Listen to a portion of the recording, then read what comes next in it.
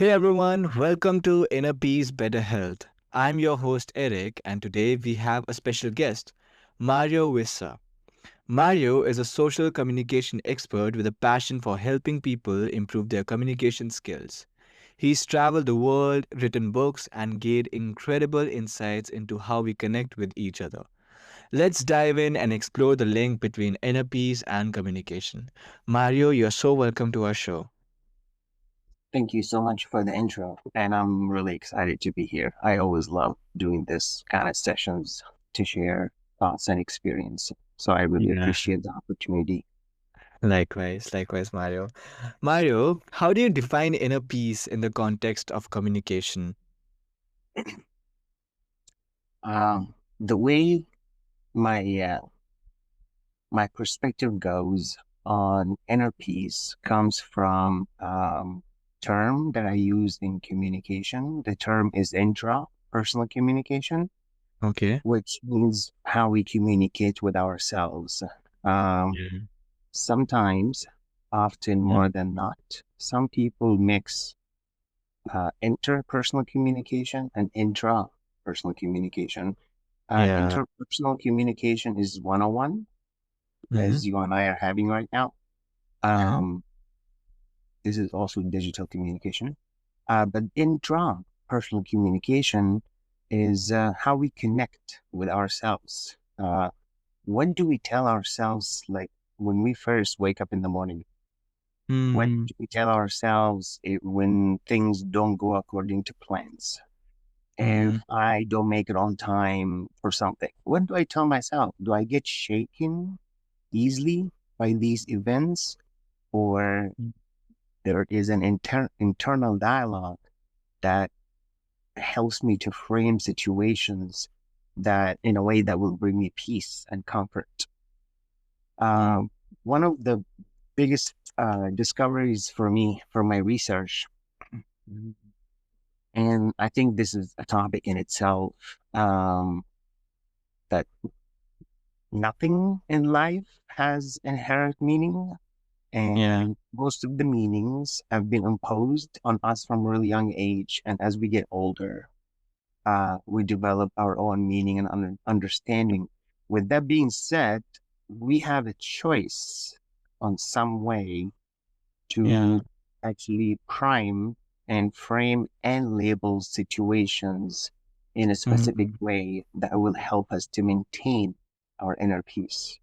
Yeah. Wow, that's really amazing. Can you share a personal experience where communication brought you inner peace? Mm.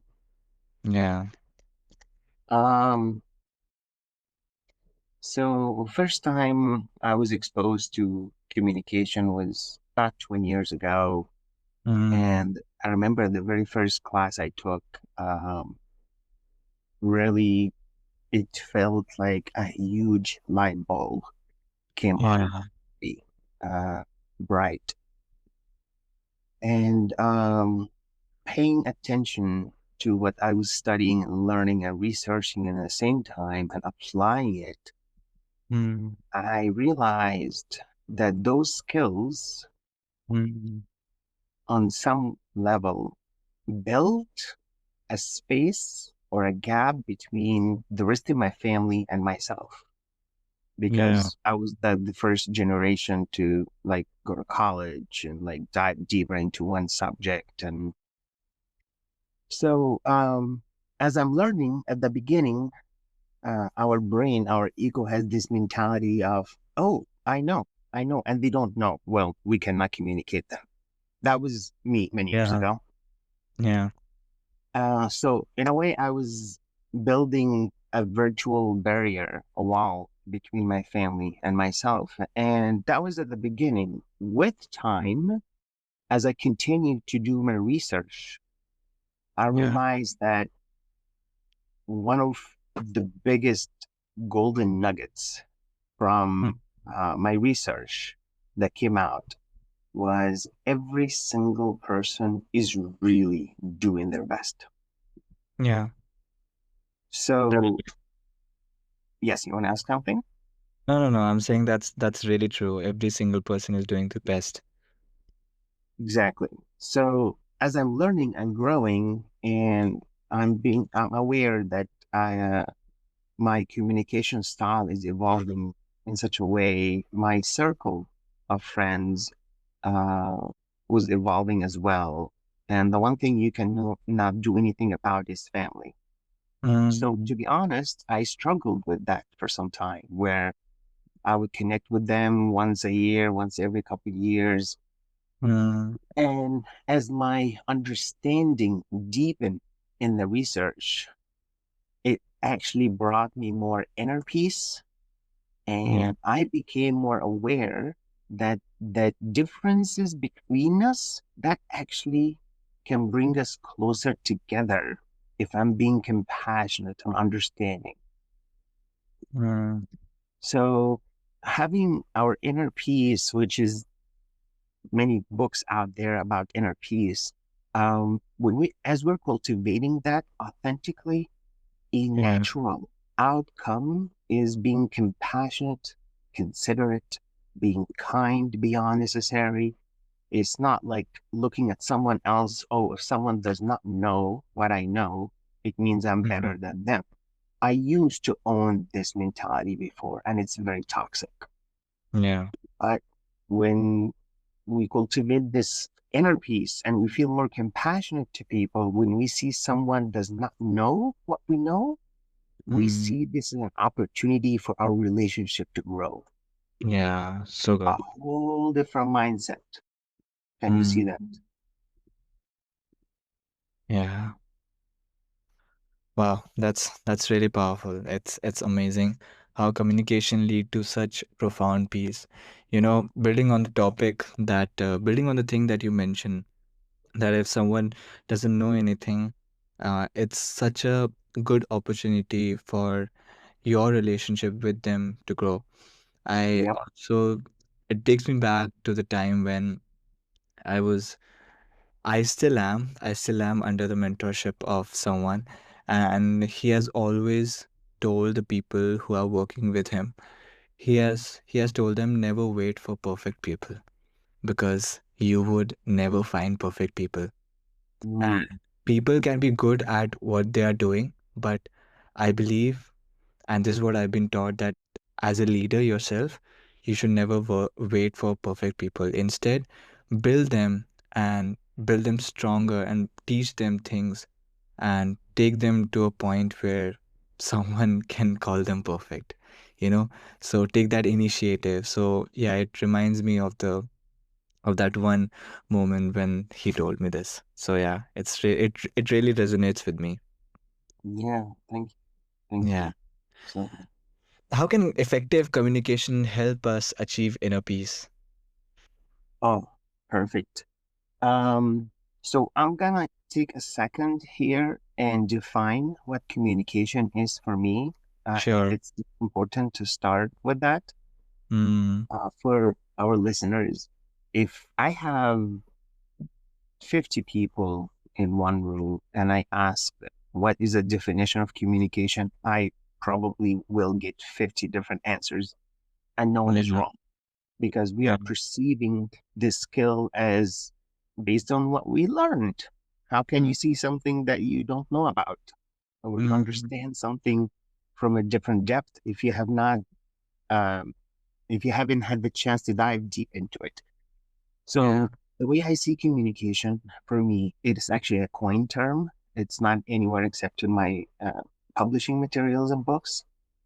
Mm, Communication is a non-stop, voluntary, and involuntary process of exchanging information, mm, energy, and vibration. yeah.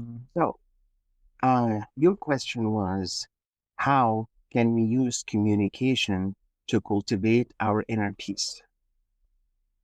I think having the goal of achieving inner peace, that's actually one of the obstacles of trying to even achieve it, because it is an elusive concept that we perceive it beyond senses. That's not easy to articulate.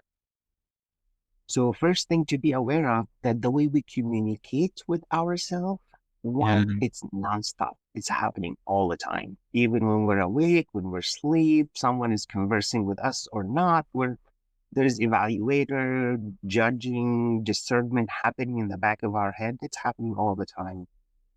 Mm, And we can do it deliberately or by existing, just our existence. That's communication in itself. When we start speaking and acting and making opinion and making decisions, then we're acting on our inner dialogue, which materialize our thoughts in life. mm, Now, my first book that I wrote about a year and a half ago, the title is, and I know this is a quick jump, but it makes sense. I did not plan to bring this up. no worries. No worries. The title is Empowering Communication Unleashed. Yeah. The subtitle is the most powerful voice we will ever hear is our own. Mm, So, example, if I'm sitting here, I'm just going to make up a couple of scenarios to clarify this point because it's very, very, very important for me. yeah. Um, how we communicate with ourselves and how we converse with ourselves has an outcome of how we feel. Like inner peace is actually a feeling that we have. Yeah. And there's a huge debate between feelings come first or thoughts come first. From my research, and many other people can back me up, thoughts always Yeah. come first.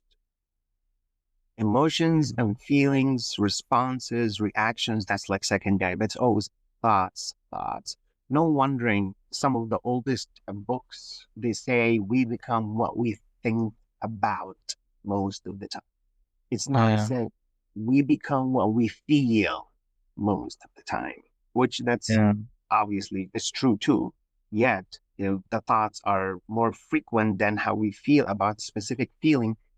What will be fulfilled are our thoughts. Now, becoming aware of that is very vital because chasing a feeling without having the tools is like chasing a fog. Mm, So when we approach the point from inner peace, and this is like my target, that's what I'm trying to achieve from the meditation and yoga practice. I learned that the more we achieve that, the harder. The more we chase that, the harder it gets. So, mm, okay, the point, what I'm bringing up now is not to chase the results, yet we need to yeah. work on the steps. So, what are the steps to have empowering words that we Yeah. generate, that we think about, and that we speak? And even if I say something, by the way, okay, a couple of points came up in my mind. I get overwhelmed here. No worries. No worries. Okay, so the words that we use to think and speak truly do create. And the beautiful thing about this is we have the power, if we say something subconsciously or a quick reaction, we have the option to override it or write over it again and just say something different. Oh, I did not mean to be mean to myself. Let's say, I don't know, I was getting a mug from the cupboard and I dropped it and I was like, oh shit, oh, how can I be so stupid? Some of us do respond that way. Immediately, right after I catch myself and I say, hey, why are you talking to yourself that way? Sometimes I say it out loud, sometimes just in my head. It's not a big deal. Just a glass. You can get another one. Clean up, play music, and it's not the end of the day. So Yeah. someone might see like my response to the broken mug and they go like, wow, this person is like has inner peace, carrying inner peace with them and like so calm, like Buddha like. That's what you're perceiving. But the Yeah. inner work that's happening within me is being selective about the words we create. The words need to be positive, empowering, inspiring, no matter what happened. Figure out a way to reframe Yeah. the situation where it is positive and healthy for our own mindset. Yeah, that's so good. That's so good. And do not worry about so many thoughts jumping in. I'm personally really enjoying this conversation. Very kind, thank you. Yeah, it's really true because it really resonates with me when you are peaceful from the inside, the world outside seems peaceful too. And yeah, because I also believe how a man perceives himself in his heart is how he will perceive others. And Mhm. however he perceives himself in his heart, that person he will become.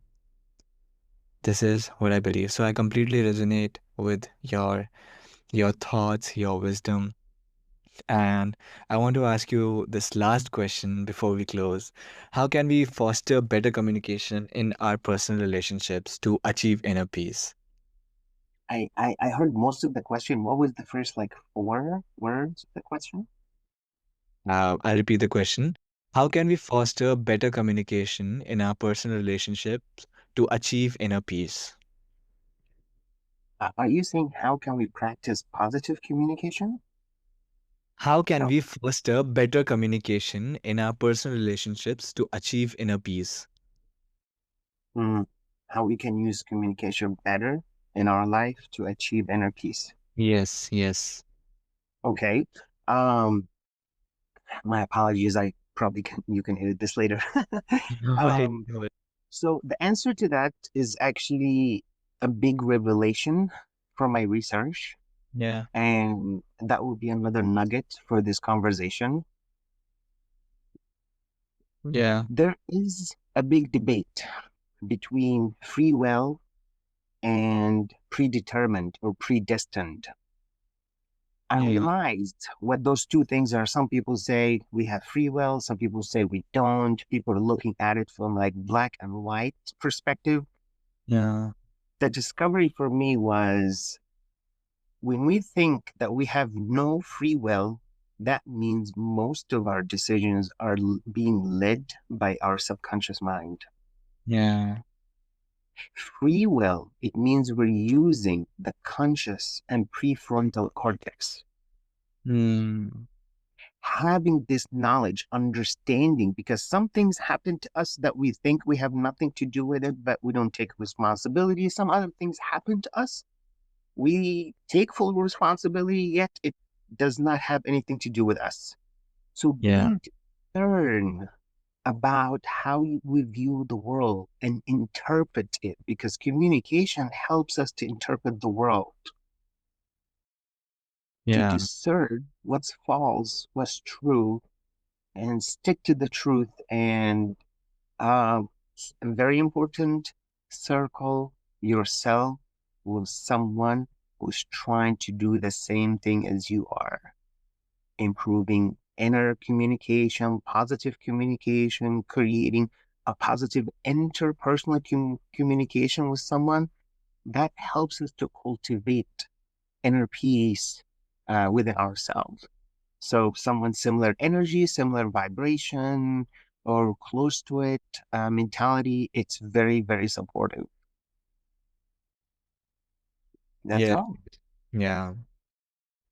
Wow, it's heartwarming to hear how improved communications can strengthen our personal life, and it's really amazing. Wow, thank you so much for sharing your wisdom with us, Mario. And I personally really enjoyed this conversation.